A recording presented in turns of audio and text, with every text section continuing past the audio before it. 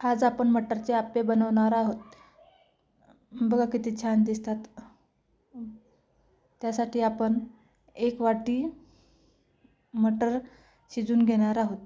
एका गंजामध्ये 1 ग्लास पाणी टाकलेलं आहे. त्यात 1 वाटी मटर उकळण्यासाठी टाकलेले आहेत आणि 1 चम्मच मीठ आणि 1 चम्मच साखर टाकायची आहे. साखर टाकल्यामुळे मटर आपले हिरवेगार तसेच राहतात आणि छान 4 ते 5 मिनिटासाठी उकळून घेणार आहोत. 4 ते 5 मिनिटानंतर बघा आपले मटर छान उकळून झालेले आहेत. ते एका चाळणीवर टाकून पाणी त्याचं पूर्ण गाळून घेणार आहोत. बघा छान मटर मऊसूत झालेले आहेत.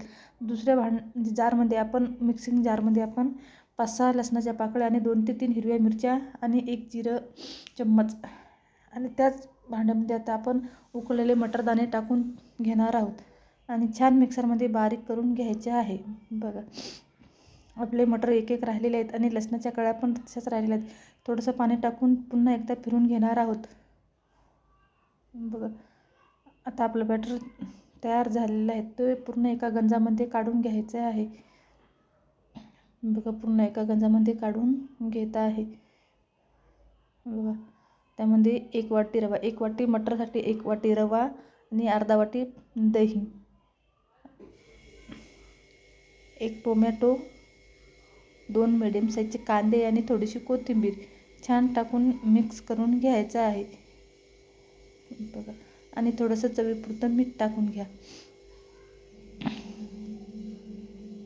थोडंसं मीठ टाकून सुरुवातीला पाणी न टाकता असंच मिक्स करायचं आहे आणि मग नंतर थोडं पाणी टाकत मिक्स करून घ्यायचं आहे. कारण दही मटर वगैरे सर्व ओलं असल्यामुळे थोडं पाणी टाकत मिक्स करायचं आहे. बघा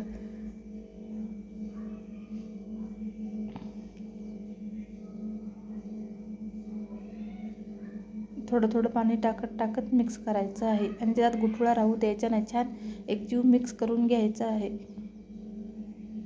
छान व्यवस्थित मिक्स करून घ्यायचं आहे आणि त्यात राहिलेले आपण थोडेसे मटर ठेवले होते साईडला, ते पण मटर आपण याच्यात टाकून देणार आहोत. कारण ते मटर आप्यामध्ये खाताना छान लागतात. थोडंसं पाणी टाकून छान व्यवस्थित मिक्स करून घेणार आहोत आणि झाकून ठेवून 10 मिनिटं ठेवणार आहोत. छान मिक्स करून घेतलेला आहे आणि 10 मिनिटासाठी त्याला झाकून ठेवायचं आहे. कारण आपण रवा घेतलेला आहे. रवा छान फुलून आला पाहिजे. 10 मिनिटानंतर मी त्यात 1 इनो पुडी आणि थोडंसं पाणी टाकून छान व्यवस्थित मिक्स करून घेणार आहोत. इनो पुडीमुळे बॅटर छान हलकं फुलकं होतं आणि आपले आप्पे जाळीदार आणि मऊसूत बनतात. बघा आता गॅसवर 1 आप्पे पॅन ठेवायचा आहे आणि त्याला थोडं तेल टाकून पूर्ण तेल ब्रशचे किंवा कसे साह्यानं पूर्ण व्यवस्थित चौबाजूने लावून घ्यायचं आहे. कारण जेणेकरून आपले आप्पे चिपकणार नाही. बघा छान मी सगळं तेल व्यवस्थित ग्रीस करून घेतलेलं आहे आणि 1 चम्मच बॅटर आपण प्रत्येक आप्पे पात्रात टाकायचं आहे. बघा छान टाकून घेत आहे. व्यवस्थित 1 चम्मच टाकायचा आहे. सुरुवातीला काठाचे आप्पे टाकायचा आहे आणि शेवटी मधातले आप्पे टाकत आहे. कारण मधामध्ये गॅस जास्त लागतो, त्यामुळे मधातले आप्पे लवकर जळतात.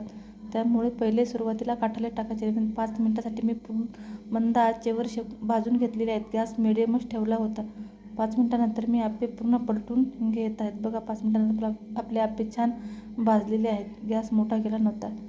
बघा पूर्ण आप्पे पलटून घ्यायचे आहेत आणि पुन्हा मी 2 मिनिटासाठी स्लो गॅसवर भाजून घेत आहे. बघा छान आपले आप्पे तयार झालेले आहेत आणि हे आप्पे आपण एका प्लेटमध्ये काढून घेणार आहोत. बघा किती छान दिसत आहेत.